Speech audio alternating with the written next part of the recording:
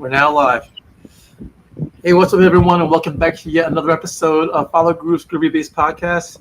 I'm your host, Father Groove, also known as Anthony Gathers, and I'm here with a bass player out of New Jersey named Joshua Correa from a band called the Monument of a Memory. Welcome, Josh Correa. Thanks for having me on. Of course, man. Thank you for being on. I met Josh at the Metal Cave. There was a Metal Cave event that was run by Jerry Declet. And you had a very unusual tattoo on your leg. You had the bass clef with the bass neck on your leg, and for me that was very interesting. And I saw that right away, and I said, I have to have this guy on the podcast. So thank you for saying yes. No problem. I always love doing these, especially one that's more bass centric. Don't really get to talk about my instrument and the passion behind it much. Absolutely. Thank you.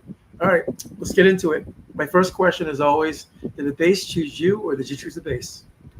I actually ended up choosing the instrument myself. I saw a video on YouTube when I was like 14 years old, and I just saw Cliff Burton from Metallica just going crazy on this one song. And I was like, yo, that's what I want to do. And it's been something I chased ever since. Okay.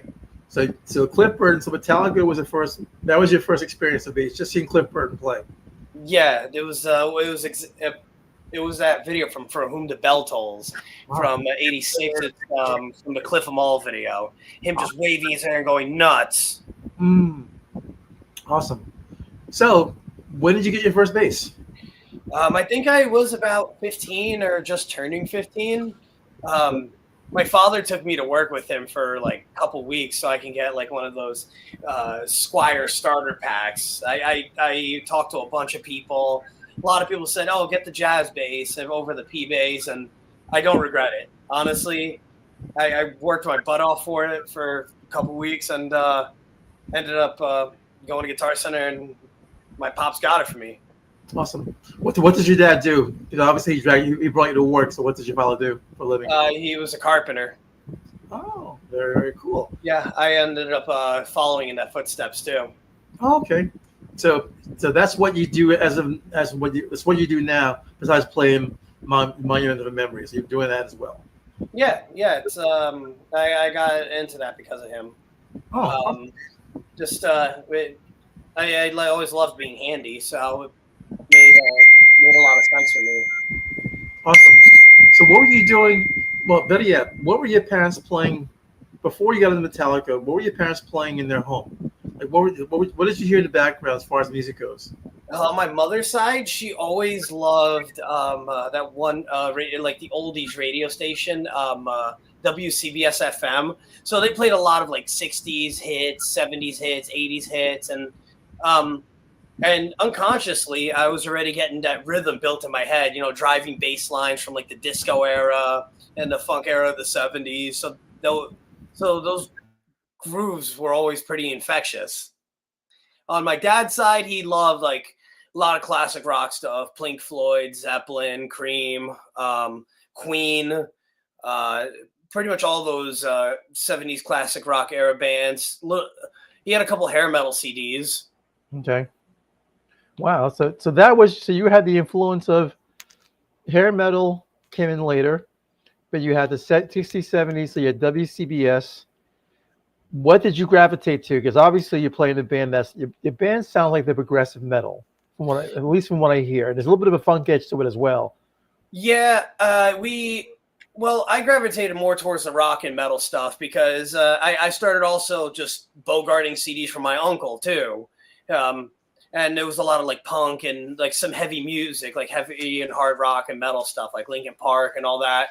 And then just going through people's albums and just having that curiosity to listen to everything. And I just found a sound I just kept chasing.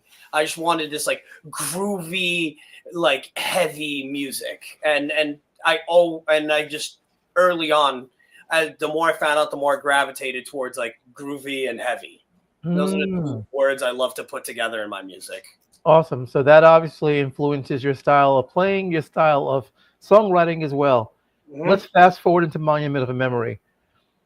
when you're a contributing songwriter of the group as well? Yes. Okay. How do you establish writing bass parts? Well, it's a tight balance in heavy music because typically most bass players they I hate to say they cop out. They're just playing. They're just like playing like fast, like just doing like root note stuff, or maybe only following the whatever the rhythm guitar is doing. But I sometimes you have to go that route, especially, and I love just following along with the riffs. But when I can get a moment to like lock in with the drummer and to establish like a nice groove, let's say underneath a chorus, I'll take it. Okay. A good example of it was from our song Atrophy, where like it was like a lot of it was just, and then but the chorus opened up a little bit, and the drummer is just giving this 4 on the floor with like this, and I just followed that along to establish like a nice tight groove underneath. Okay. 1, 2, 3, 4.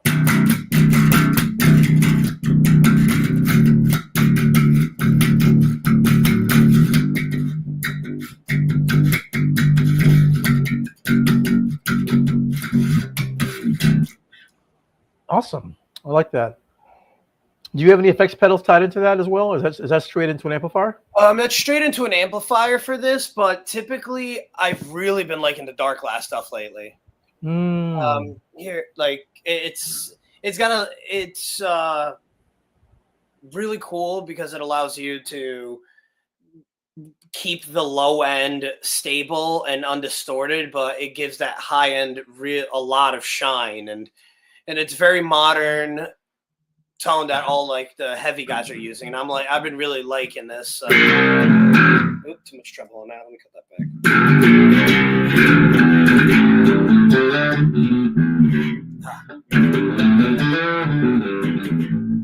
I gotta dial this one in for my practice amp, but I mean, it still sounds cool as crap. I mean, I love what it sounds. It's very twangy. It's very modern, and it helps you cut through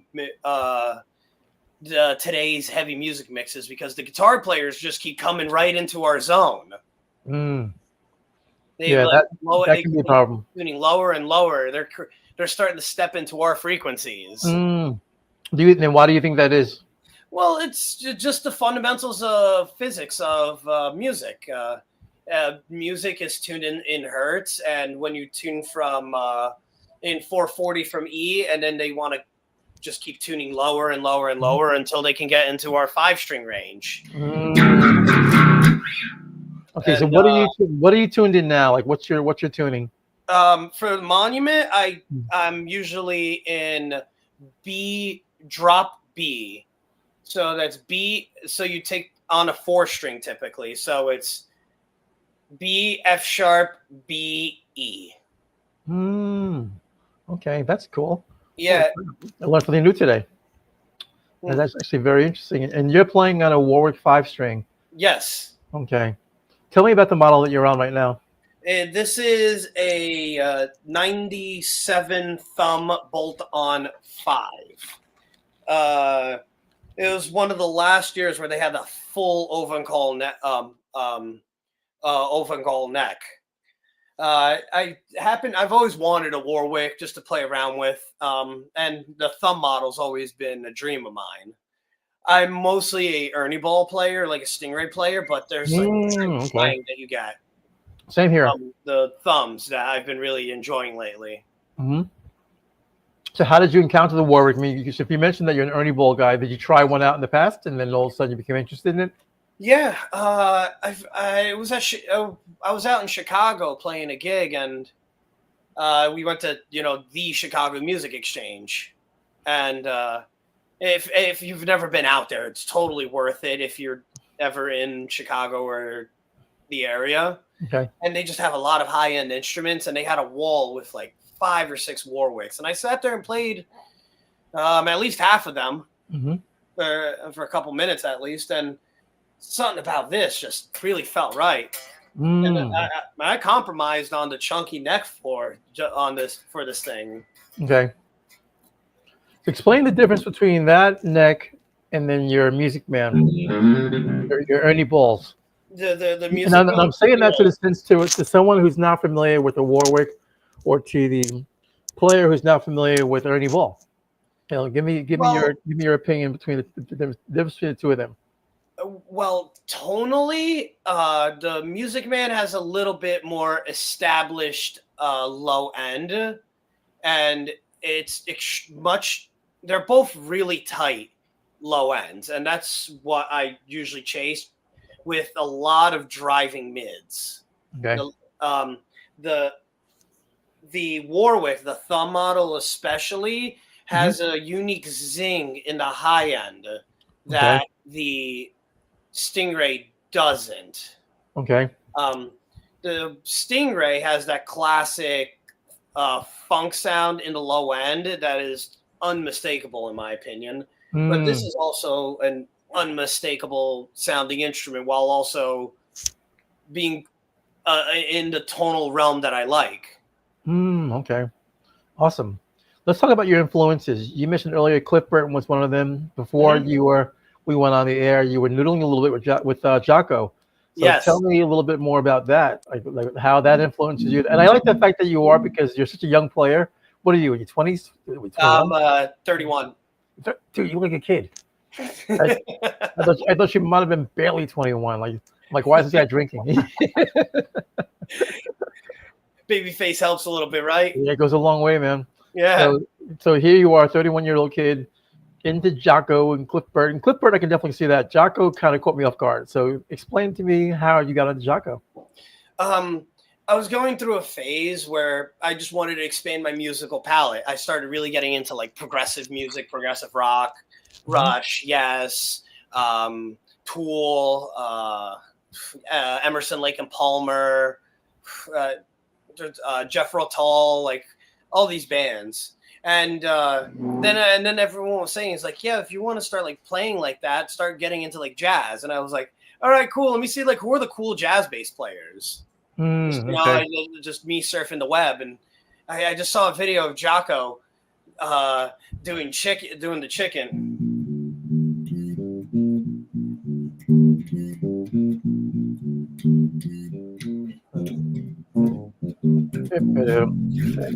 Yep, nice. And at that point, I was already into funk, like Chili Peppers, Brothers Johnson, and all that. Oh, I got to pay homage to both of them, to Yeah, Freddie exactly. and to Louis Johnson. Yeah, exactly. Absolutely. The thumb wouldn't exist without Uh-huh.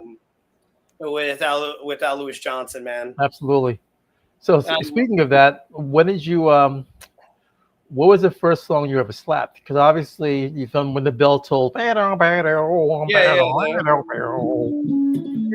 Yep. The first slap song, Coffee Shop by Red Hot Chili Peppers. Oh, wait, no, I almost played Higher Ground. I'm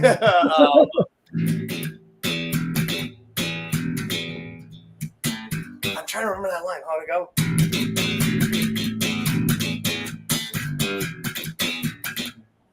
And I didn't even know how to like slap properly at the time. So like I was doing this like weird thumb thing where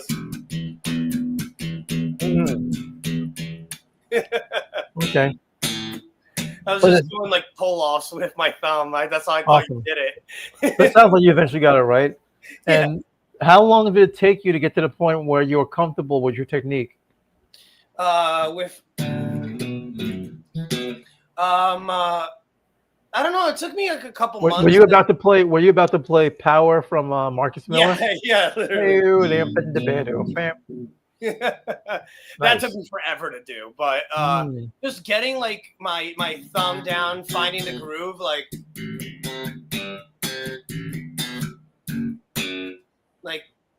just. It sounds like you were doing Glide. Glide, yes. Yeah, from Pleasure.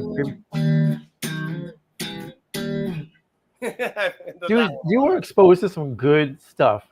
And I'm happy to hear that. In the beginning, man, I love groove. I always had that like dancey, good rhythms. And especially if it was bass centric, I'm into it. Okay. So, what kind of strings do you play with for the most part? Uh, I prefer Elixir stainless steel. That is my preference.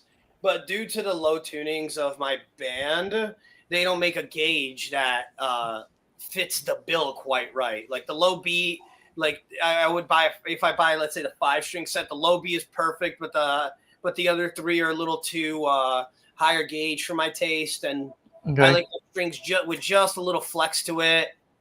Okay. The closest ones I found are DR DDT. Okay. No, with the spider on it, like Yes. Yes. yeah, Absolutely. those things are awesome. Stainless steel, in and out. Mm-hmm. Good for Love you. this thing that they get. Okay. So you have them now. You have the elixirs on all your bases for the most part. Everything except the stuff that I do with Monument, which is my Ernie ball. Okay, that's your running ball. Speaking of which, why don't you show me? Why don't you go through some of your bases right now? Let's see what you have in your All right, forest cool. bases. I don't have my Stingray on me. I have my bongo right here. Okay. I have my Oh my God, that's beautiful. bongo, I black on love black that on base. black. Yes, yes. That bongo Ebony is gorgeous. fingerboard, ebony Hold it up again. fingerboard. Hold it up one more time. Full frame, full frame. So yeah. So the body. There we go. That's a beautiful bass. That is gorgeous. Plug it in. I want to hear how it sounds. Yeah. All right. All right. Let's see. Here, I haven't tuned this bad boy up in a little bit. Let's see what we got here. That bongo is absolutely beautiful.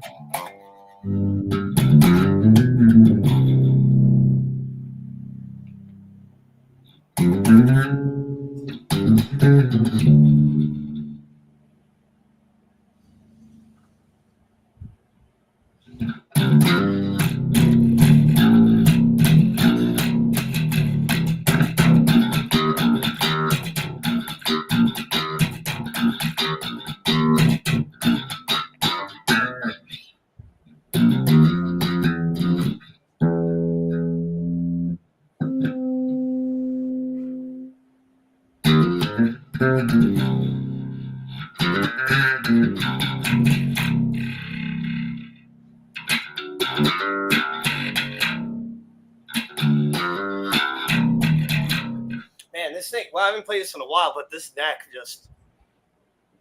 Yeah, No, Music there's Man's a reason still I keep awesome. coming back to them. It's just the playability. Yeah, I love the bongo brand. That thing is such a great. It looks beautiful. I love the fact that it's got the all matte black. Mm-hmm. Everything is it's just absolutely gorgeous. We put that back on frame again. Yeah, I just Yeah. love that.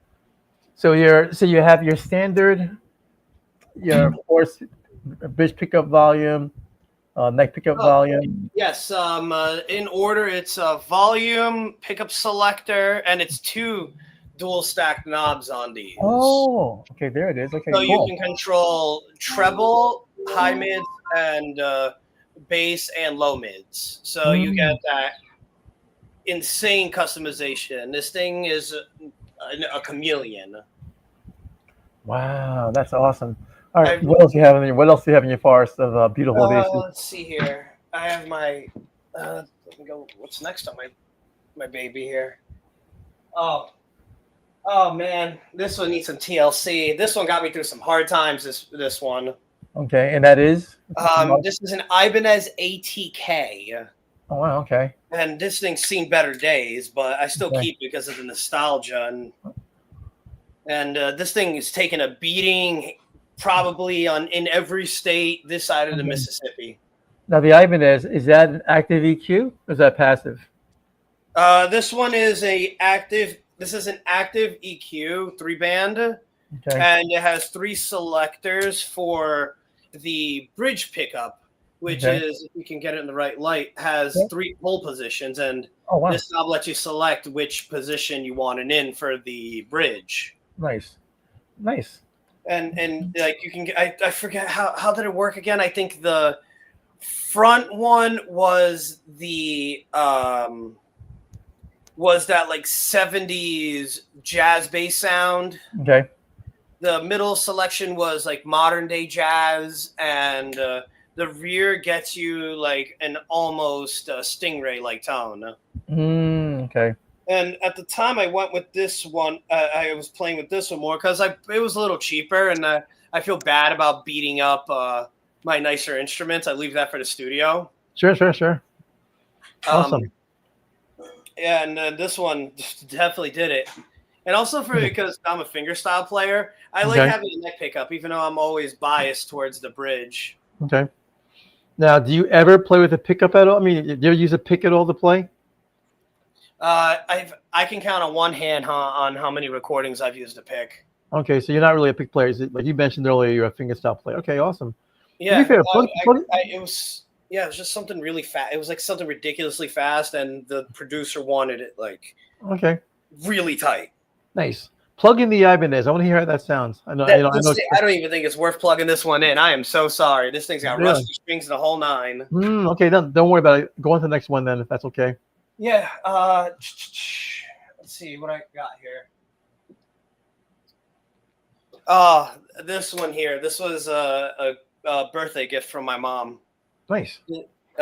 Fender Jazz Bass, MIA. Mm-hmm. American made, and I did a ton of customization to this one. It looks really nice. Like what did you do to it? So John Eastman preamp. Okay. 3-band, and it has like the Z switch. Will just give you like either a bass or treble boost. DiMarzio Model J. The old school Badass 2 bridges, if you remember those. Nice. Okay. Yes, of course. And Hipshot D-tuner. Okay. And awesome. I was messing around with this one thing here. I still haven't made it sound right though. It's kind of like converting any bass into a fretless. Okay. Well, when you say you can't get the right sound for it, like what are you looking for? What are you looking to achieve? Make it playable. Okay. It just like the strings are too. I think I have to do a brand new setup on this to make it work. Okay. Let me hear it so far in the current. It's just space. Buzzing right now. I don't know what it is, man. I'm still playing around. I haven't had time lately. Okay.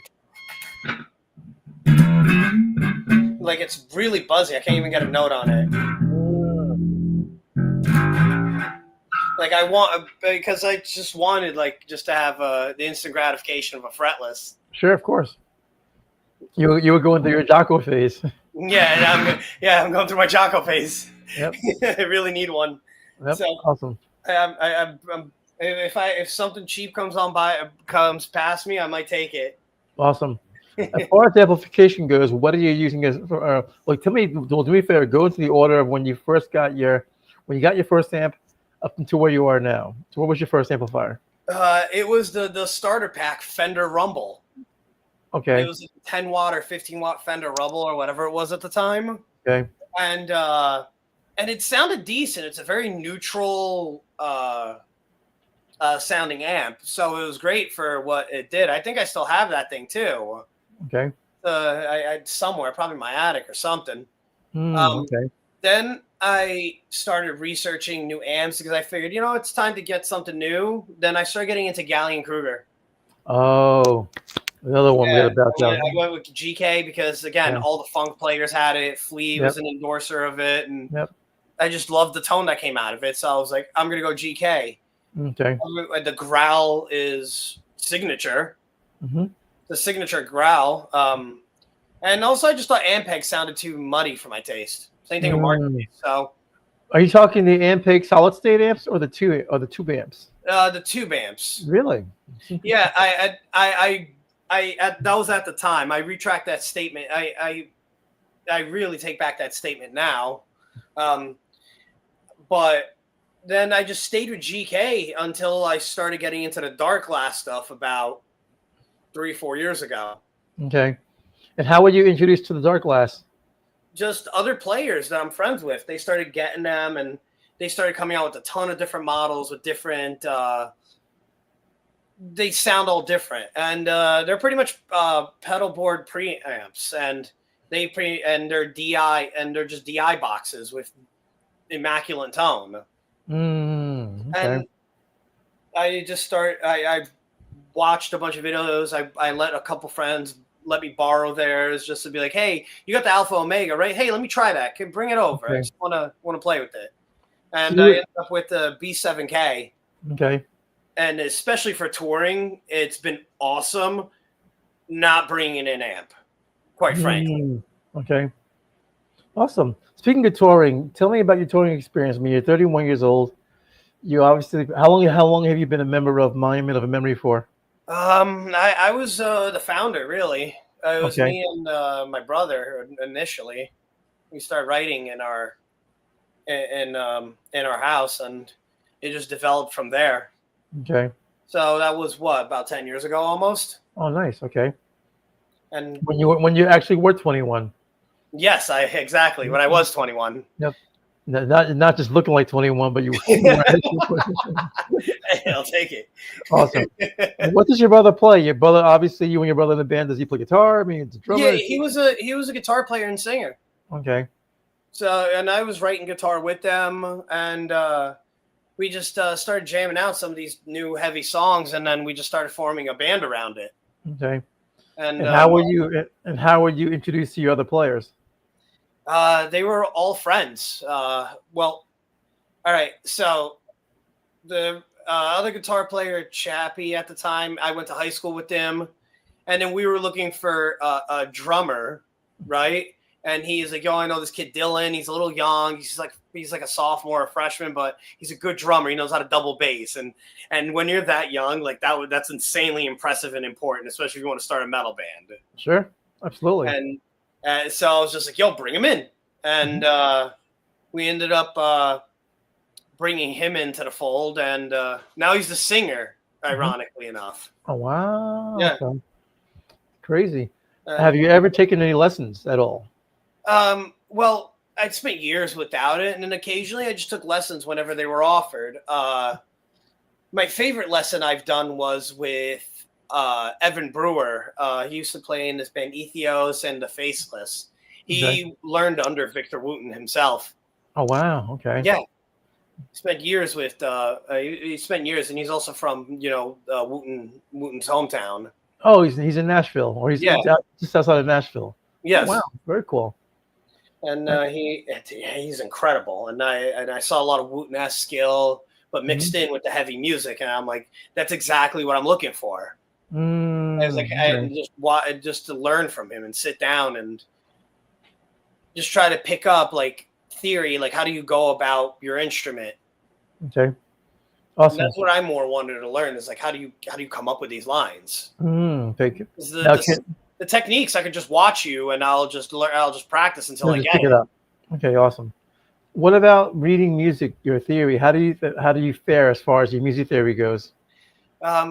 So I took two theory classes in high school. I took like intro and then AP, which is a college theory class, and that gets your sight reading real quick. You have to get real good real quick with that. Okay. Because bright and early in the morning, the teacher, he had a sight singing. Okay. And so I'm like sitting there.